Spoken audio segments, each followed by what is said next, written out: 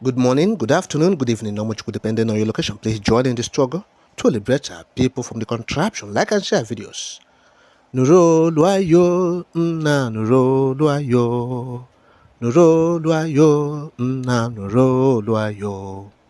Ọ dịghị mgbe ike mmadụ ga-akarị ike Chukwu. Ọ dịghị mgbe ike Naịjirịa ga-akarị ike Biafra. Nna nuro, onye kere ụwa nuro luayo. Nna nuro, Olisa bi n'igwe nụrụ akwa yo. Now, the news update. On day 3 of Kenya's deadline, a shock statement comes from London. UK Foreign Secretary delivers a direct message. The United Kingdom is concerned by the unlawful transfer of a British citizen. We urge Nigeria to engage with all parties and international law. It's subtle, but unmistakable. This is Britain siding with Kenya. British MPs take it further, demanding sanctions on Nigerian officials if Kanu is not returned. The House of Commons schedules a hearing on Nigeria's breach of international conventions concerning UK citizens. For the first time, Nigeria's biggest diplomatic partner is questioning its trust. Then, Nairobi gets a boost. The AU's Legal and Political Affairs Commission meets in Addis Ababa. And in a 5-2 decision, they issue a damning advisory. Member states must respect cross-border legal rulings. Any breach weakens the continental judicial order. Translation: Nigeria's rendition of Kanu was illegal under AU Charter law.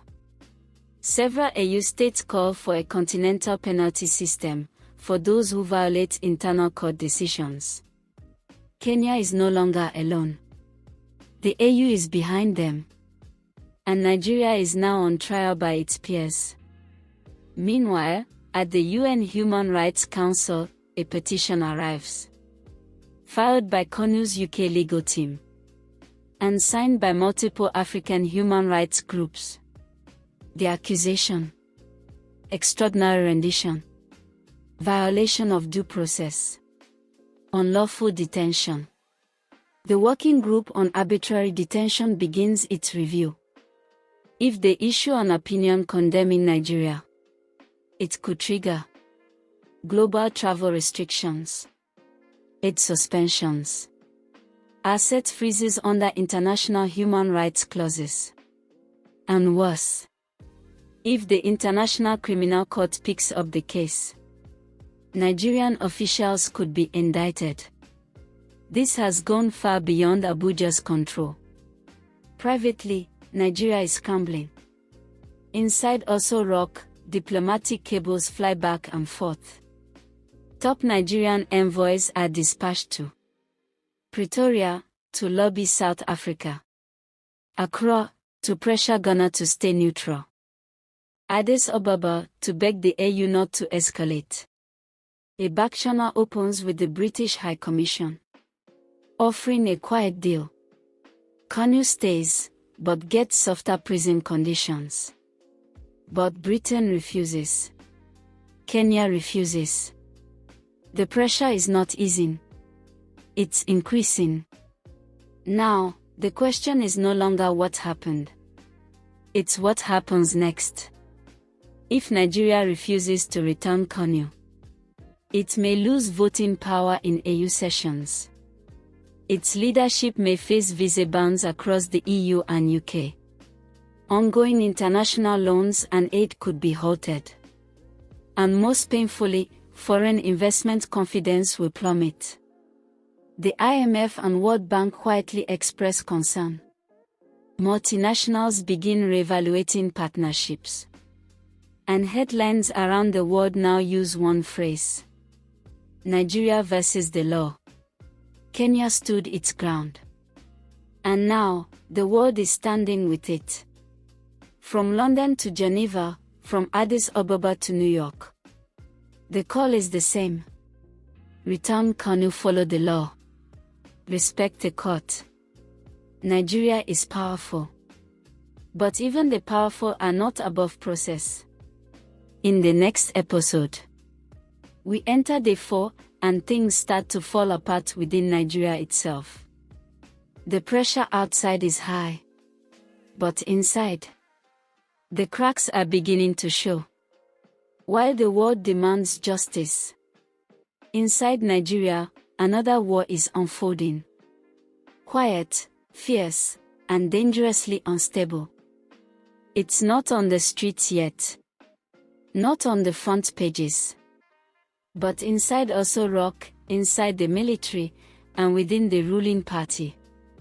A power struggle is exploding.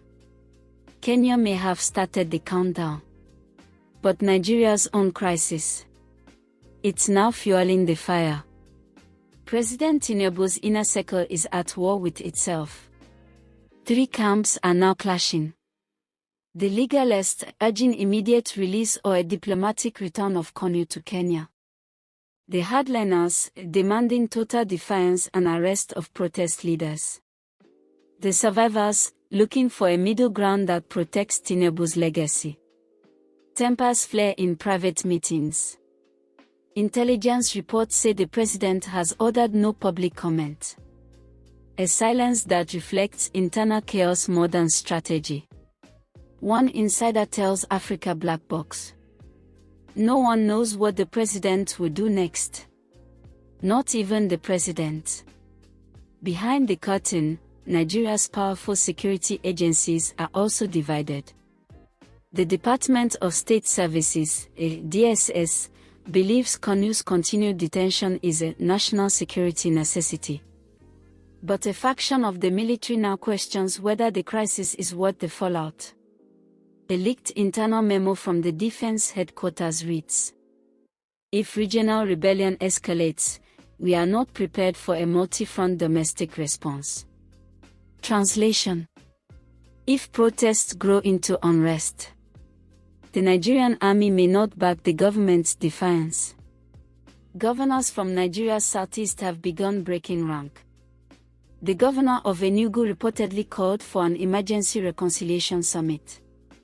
Imo's deputy governor warned, if this is allowed to fester, 2027 will be unwinnable for any party from the center. In private calls with Tinubu, at least 2 governors allegedly begged him to consider a conditional release deal, begin decentralization talks with Igbo elders, and avoid pushing the Southeast toward radicalism. Their fear: the Southeast could become the next Niger Delta. The ruling All Progressives Congress, APC, is also feeling the heat. Youth wings have threatened to pull support. Northern leaders are accusing the party of weak handling of national unity. And Southeast APC members are under intense community pressure to denounce Abuja's silence. Party insiders say, if this goes wrong, we'll lose Anambra, Imo, Enugu, maybe more. And the North?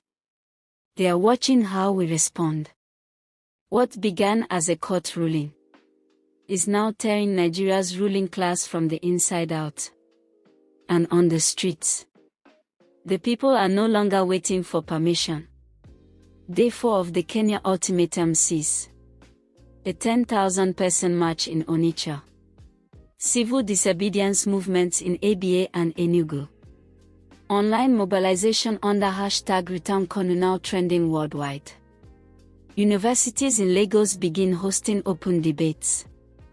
Even Lagos State Police report signs of planned, coordinated civil resistance. If the government doesn't act soon, this could spiral into national unrest. Inside the villa, loyalty is cracking. Inside the army, patience is wearing thin. Inside the party, fear is rising. And on the streets, the countdown continues. Nigeria's government isn't just under pressure from Kenya or the world. It's now under siege from within. Tomorrow, day 5 dawns. Will it bring a resolution?